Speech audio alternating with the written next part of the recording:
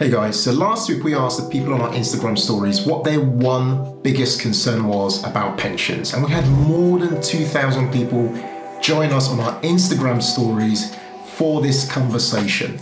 And we spotted a bunch of patterns in people's responses, which has led to us creating today's video. So today we're going to share with you guys 7 of the biggest concerns that people have about investing money into their pensions. And then on top of that, we're going to offer our thoughts and offer some solutions to some of these concerns that people have. The reason we're raising these big concerns is that we've noticed that these concerns are a big part of what's stopping people making ongoing contributions, if they are doing any at all, into their pensions for retirement purposes. A recent poll we conducted on our community tab, which I'm going to put up on the screen for you guys to see, was responded to by about 830 people. And from that poll, we asked them, how much money have you got across all your pension pots? And the responses were pretty shocking. So we noticed that about 50% of people who responded said that they had pensions, total pension pots of less than £10,000. Around 68% had a pension pot of less than £25,000. We also then took that and posted it on Instagram, and we got a lot of responses from people and noticed a similar trend. But we wanted to know what the age groups were for the people who had pension pots of less than £10,000. Our survey showed that around 54% of those people were below the age of 35, and the remaining 46% of people were above the age of 35. Yeah, this is all pretty concerning.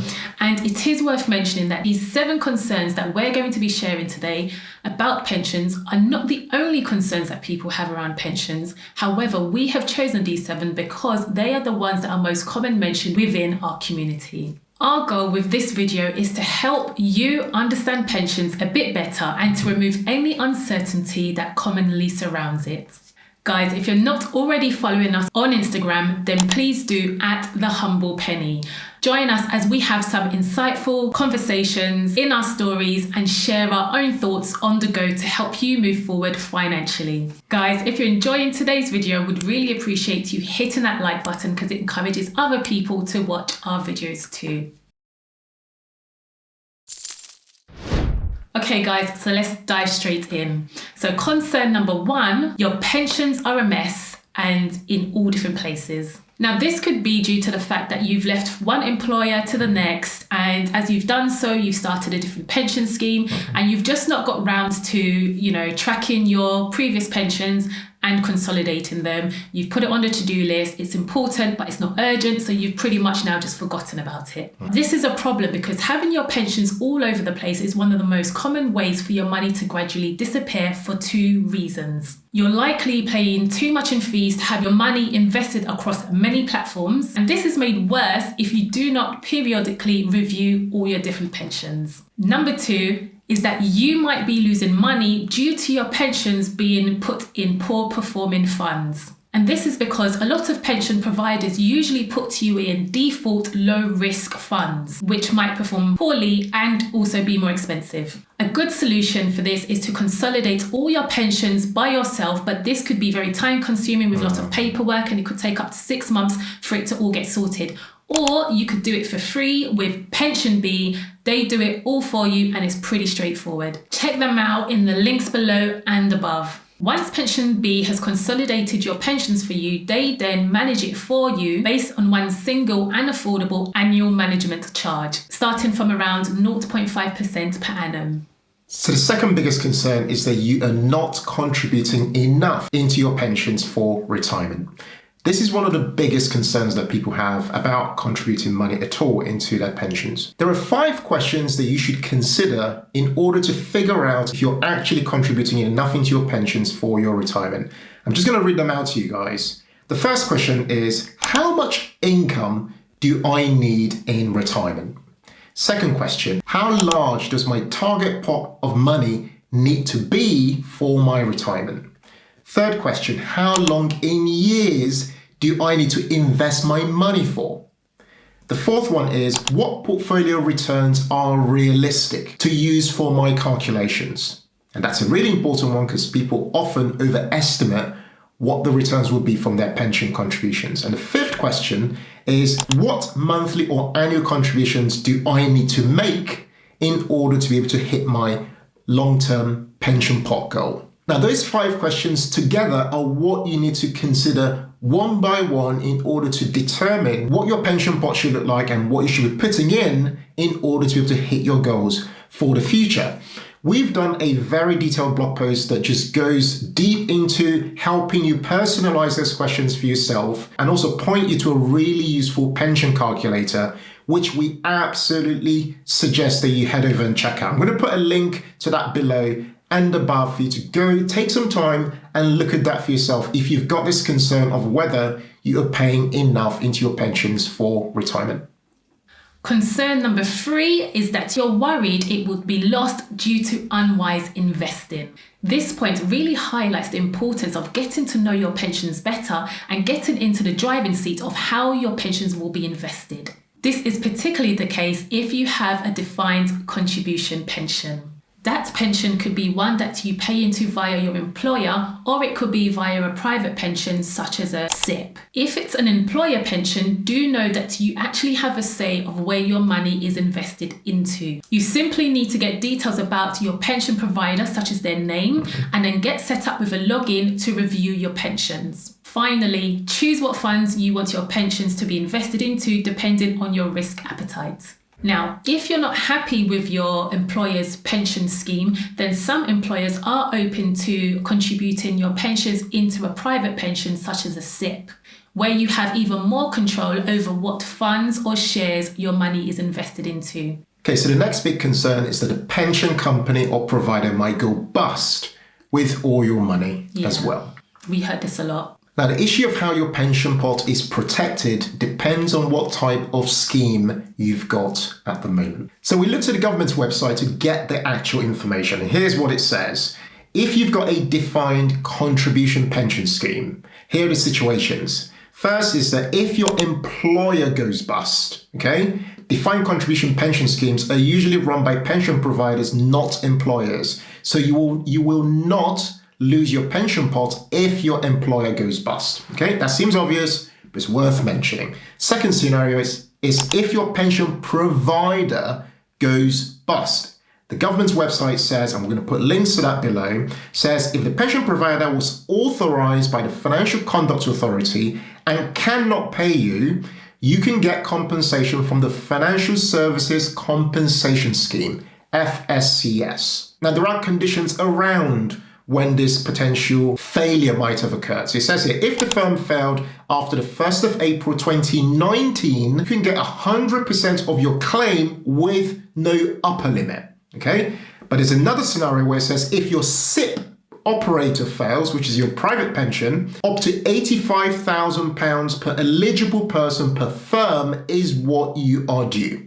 Now, if you've got a defined benefit pension scheme, it says here that your employer, of course, is responsible for making sure that there's enough money in the DB pension scheme to pay each member the amount that they were promised. It says specifically your employer cannot touch the money in your pension if they are in financial trouble. You are usually protected by the Pension Protection Fund if your employer goes bust and cannot pay your pension. The Pension Protection Fund usually pays 100% compensation if you've reached the scheme's pension age. And secondly, it says it will usually pay 90% compensation if you are below the scheme's pension age. Now, finally, if there's a situation where there's been fraud or theft or bad management, you may be eligible for compensation from the Fraud Compensation Fund. Now, that all sounds like a mouthful, but essentially what it's saying to us is that if you invest money into your pension, there are certain levels of protections in place, but you should definitely go